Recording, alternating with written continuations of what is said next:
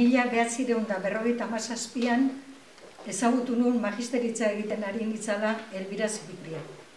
Eta berak esan zidan, urtebeteko praktikak magisteritza bukatuta gero, nerekin egiten badituzu, ikastoletan lanean hasteko aukera izango duzu. Nik esan behar dut, nik garai hartan ez nekiela, ikastolak bazianik ere, oske ikastola txikiak, etxe ikastolak esango bainoke. Eta, bai, hitzen banion, da magisteritza bukatu nuenean, urtebeteko praktikak berarekin egin ditu. Eta kalean, hasi nintzen, Donostiko kalean, 11 urte pasan ditun, klandestinidadean, eta ikusiaz horrela ezin gendula jarraitu, 78an alkartu ginen irakasle batzuk, eta horixe ikastola sortu gara.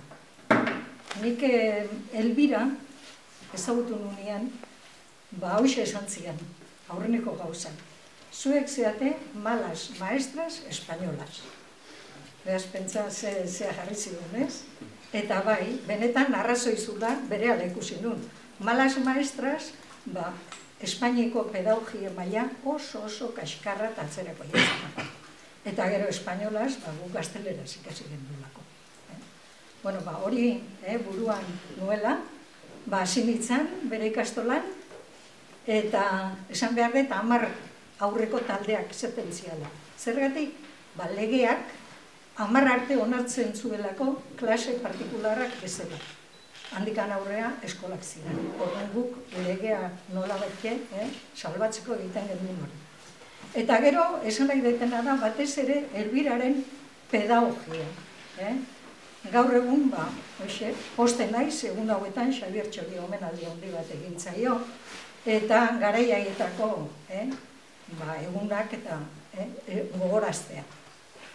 Begira, esango dut Elbira, gerra denboan, iesi joan behar izan duzula, beste aldea, eta han frantzesa ikasi zuela.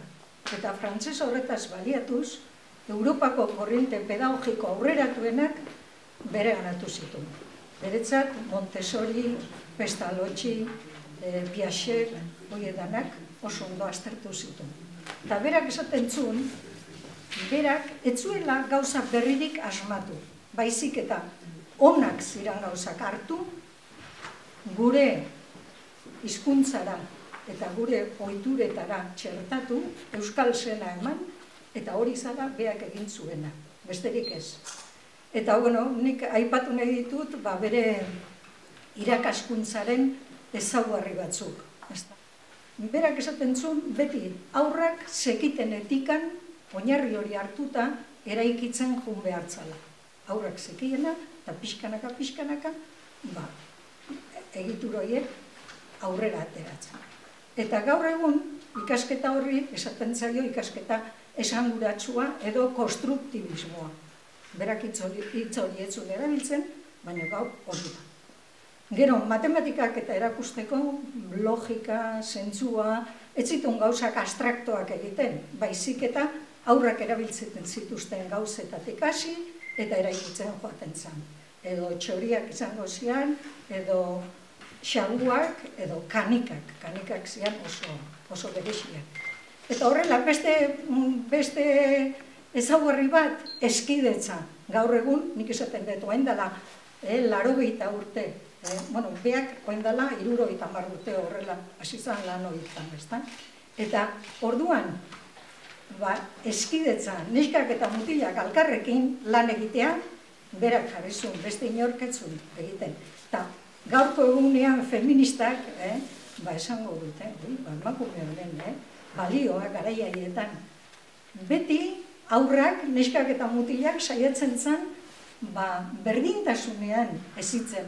Eta ni gogoan daukat, nola esaten zien, jostailuak eukitzen zituzten gelan, eta mutilak esaten zien, hartu biberoia, eta eman umeei biberoia.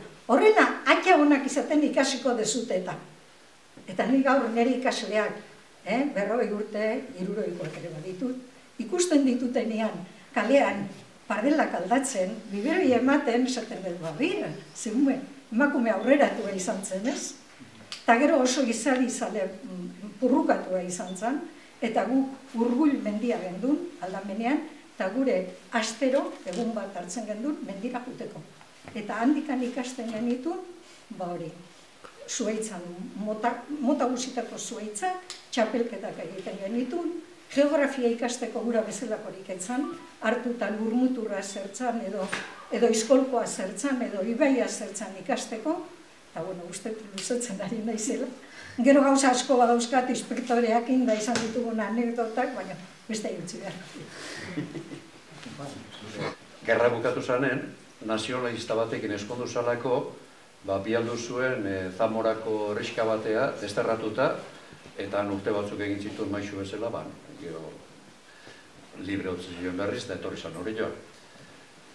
Nik, ez dakit horregatik ozergatik, baina, gero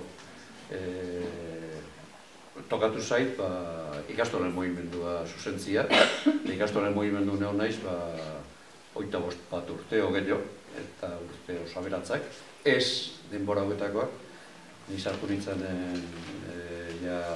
beste indar bat hartu zeken ikastolak, eta beste prozeso bat izan zen, baina polita da, hau dana ikustia, nik ezautzen, baina ikustia berriro hemen irudikatzea oso polita da. Yo he conocido las cartillas de racionamiento, el hambre, el miedo, la represión que había en aquel momento, y yo siempre suelo contar una anécdota, luego paso a hablar del colegio. En mi casa no se hablaba de la guerra para nada. Luego se ve que en la mayoría de las casas nadie hablaba de la guerra. Claro, yo ya muchos años después descubrí por qué. Mi padre había sido gudari y había sido los que había perdido la guerra. Y entonces había un miedo porque había chivatos, tal, que alguien pudiera huir y tal. Era un contexto de miedo y de hambre. Las cartillas de racionamiento. Y siempre suelo contar una anécdota. Un chaval comiendo una manzana, tira la chustarra, va otro, coge la chustarra y se la come. Yo estuve en el Corazón de María, que está en la Avenida de Navarra, al lado de la gasolinera, y eran unos fachas de mucho cuidado. Yo recuerdo el primer día que vas de piga allí, que no sabes de la fiesta, todos formados en el gran patio, que era frontón a su vez, que subían un trapo, ese trapo que era la bandera nacional, y todos a soltar unos cánticos. Y esos cánticos era el cara al sol que teníamos que cantar todos los días a la mañana. Luego, en las clases, pues eso, donde estaba el profesor, el crucifijo, Franco y José Antonio. A las 5 de la tarde se paraba la clase y a rezar el Santo Rosario.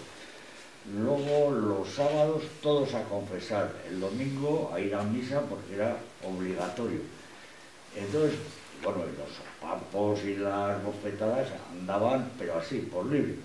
Con lo cual además nadie decía nada en casa por lo que me estaba me has pegado, algo habrás hecho y te daban otra cosa, y sí.